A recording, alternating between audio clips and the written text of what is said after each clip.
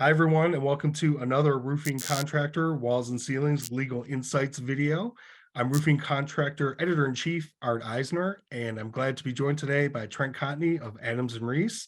Trent, as always, I'm glad you're here to walk us through some of the biggest issues facing the roofing and construction industries, legal or otherwise. How you doing today? Doing great, Art. Thanks as always for having me. Absolutely, no problem. Well, lots of news here in the beginning of the year regarding OSHA and what some of their plans are for 2023. We're already starting to see that enforcement, develop. Talk to us about what they recently came forward with as far as their guidance changes for compliance. Yeah, so it's real interesting. And this is something that I think our listeners need to understand is that OSHA often enacts changes to how its rules are enforced through various memos and, like you said, guidance guidelines. So it's important to check OSHA.gov every once in a while just to kind of see what's out there. So this came out recently, January 26, 2023, and it talked about application of what's known as instance by instance penalty adjustments, right? And what they said is that if you meet certain criteria, and those criteria are if it's a willful, a repeat, or some kind of failure to abate violation, if you failed to report or failed to record something that you were supposed to, or it's related to some kind of fatality or a big event catastrophe type of thing, then what OSHA can do is they can cite you for every instance of that. So let's say there are multiple employees that were involved, you could potentially get multiple citations for the same exact incident. Okay, so what they're looking to do is basically pile on more citations if you fall within these types of categories. And it's interesting. This isn't necessarily a new rule, but it's a change in how they go about enforcing. And I anticipate that you're going to see these, for lack of a better word, cumulative type citations being piled on, especially in instances where there is, either fatality or the potential of a repeat or willful. Wow, so it sounds like this is a different interpretation. It's kind of like applying it almost like criminal law, that there are many elements and you could face a charge for each and every one of those. It sounds like this is not good news for contractors, or certainly another layer of something you got to worry about.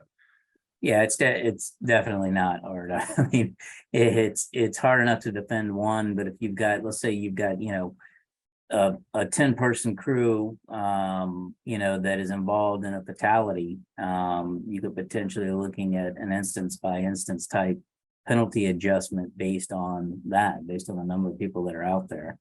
So it's not only do you have to worry about potential additional citations, but penalty adjustment based on gravity. So I think this is just another sort of trend that we're seeing with increased enforcement and increased rulemaking that we'll continue to see, I think, at least through the next couple of years.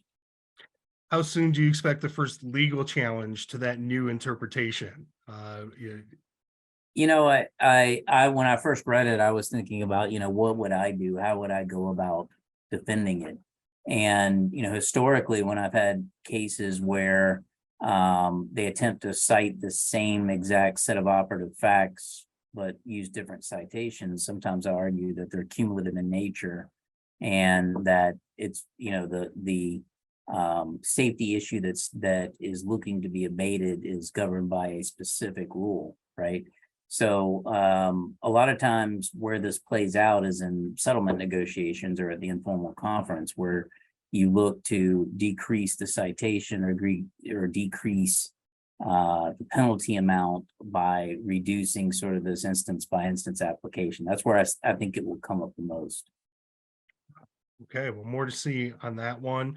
Mhm. And while they've redefined that a little bit, they also separately but related, they also mentioned they're going to increase their civil penalties. Yes. And perhaps that's already underway. What's the Yeah. story there? Yeah. So I don't know how many years ago it was, Art. It was more than 5, probably less than 10. OSHA announced that every single year they were going to adjust their penalties for inflation. Now, one of the things that we know has happened recently is dramatic inflation increase. So come January, we saw the increase from serious violations went from 14,502 to roughly 15,600 and something. And then the maximum penalty for willful or repeats went from 145 to 156. So that's significant. I mean, think about this, Art. If let's say you're on a roof, right? And you get cited for a B13 violation, residential fall protection, steep slope type violation. You could be doing the same exact work 4 years later and potentially face a repeat.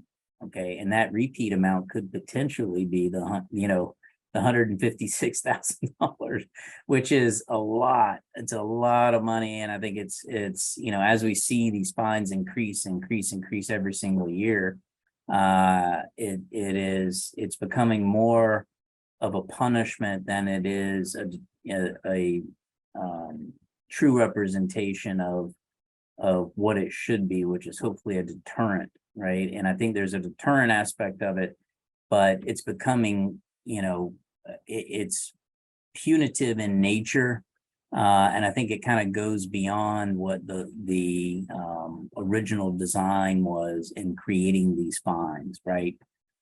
So interesting, as it continues to escalate, at some point you just got to say, hey, what are we going to do here? Right. And there are some, I guess I could argue this is a way of, you're never going to make roofing 100% safe or without risk. But, this is a way to really kind of drive home the importance of safety, which you often do, regularly. Yep. Not only safety, Art, but also, risk mitigation and knowing your rights during an OSHA inspection. That's the difference, is keeping a calm, cool, collected head. Always tell the truth, always cooperate, but know your rights. That's the key, because it can be the difference between getting one of these monster citations and not. All right, we'll continue to follow that. And since we are approaching March 2nd, is OSHA's deadline for the injury and illness reporting, also known as the Form 300A, I believe. Tell us what contractors need to know. Is there anything different about this year compared to prior?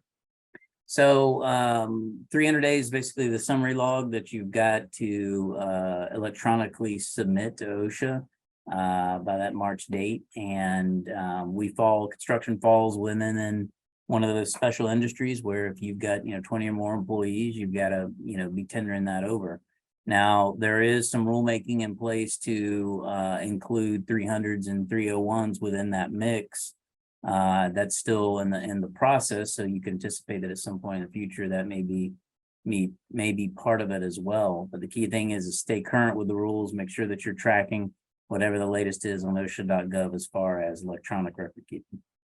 All right, and it doesn't look like there'll be any postponement or any delay in that deadline like we have in years past, right? No, I don't think it's going to happen this year. I think come March you better make sure that you get everything in that you're supposed to. Otherwise, you could be looking at one of those instance by instance violations. All right, Trent, thank you for your insight today and all you do for the roofing and construction industries. Where can people find out more? Sure. Go to any of my social media accounts. You can just look for me, Trent Cotney, or go to trent.cotney@arlaw.com. Please also visit wconline.com for comprehensive coverage of the interior construction trade. Stay safe, and we will see you next time.